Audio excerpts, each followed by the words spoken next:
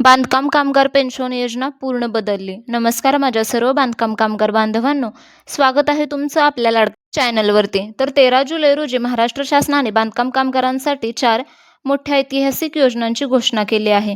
त्यापैकी एक अतिशय महत्त्वाच्या योजनेबद्दल आज आपण सविस्तर बोलणार आहोत. ती योजना म्हणजे सुधारित निवृत्ती वेतन योजना, रिवाइज्ड पेन्शन स्कीम. आपले जे वृद्ध कामगार बांधव आहेत, ज्यांनी आयुष्यभर ऊन, वारा, पावसाची पर्वा न करता काबाड कष्ट केले, त्यांच्या म्हातारपणाचा काळ सुकर व्हावा म्हणून सरकारने पेन्शनच्या नियमात आणि रकमेत मोठे बदल केले आहेत. आता 60 वर्षे पूर्ण झालेल्या नोंदणीकृत कामगारांना थेट बँक खात्यात दरवर्षी 6,000 रुपयांपासून ते तब्बल 12,000 रुपयांपर्यंत पेन्शन मिळणार आहे. पण थांबा, ही पेन्शन सर्वांना सारखी मिळणार नाही. यासाठी सरकारने तुमच्या कामगार कार्डच्या नोंदणी कालावधीची एक अतिशय महत्त्वाची अट टाकली आहे.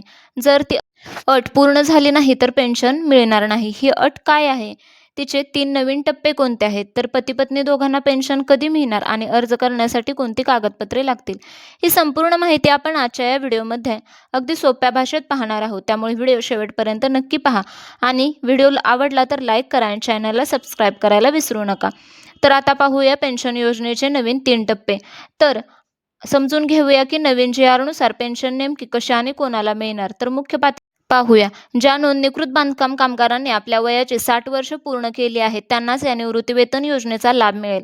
शासनाने या योजनेचा लाभ कामगाराच्या मंडळातील एकूण नोंदणी कालावधीशी जोडला आहे. तर त्याचा पहिला टप्पा, त्यामध्ये किमान 10 वर्ष नोंदणी असावी. जे कामगार मंडळाकडे सलग किमान 10 वर्ष पूर्ण नोंदणीकृत आहेत, त्यांना 50% मर्यादेत म्हणजेच प्रतिवर्षी 6,000 रुपये निवृत्तीवेतन दिले जाईल.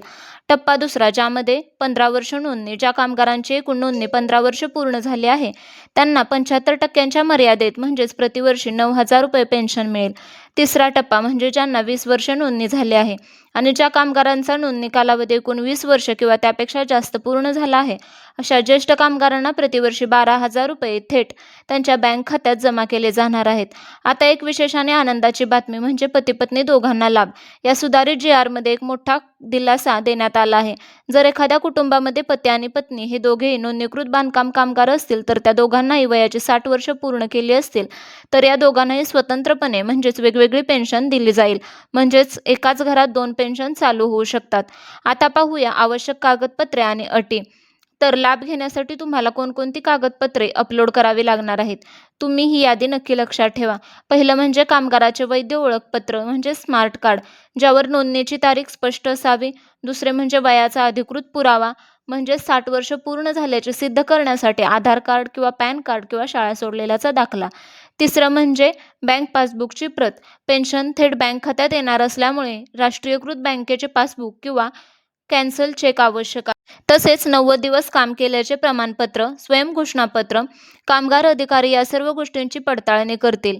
तसेच हयात असल्याचे प्रमाणपत्र म्हणजेच लिव्हिंग सर्टिफिकेट हा अतिशय महत्त्वाचा नियम आहे. तसेच पेन्शन सुरू करण्यासाठी दरवर्षी कामगाराला तो जिवंत असल्याचे प्रमाणपत्र मंडळाकडे सादर करावे लागेल. नियम लक्षात ठेवा. जर कामगाराचे नूतनीकरण वेळेत झाले नसेल किंवा कार्ड सक्रिय म्हणजेच ॲक्टिव्ह नसेल, तर पात्र पेन्शन मंजूर होण्यात अडचणी येऊ शकतात. त्यामुळे तुमचे कार्ड नेहमी चालू ठेवा.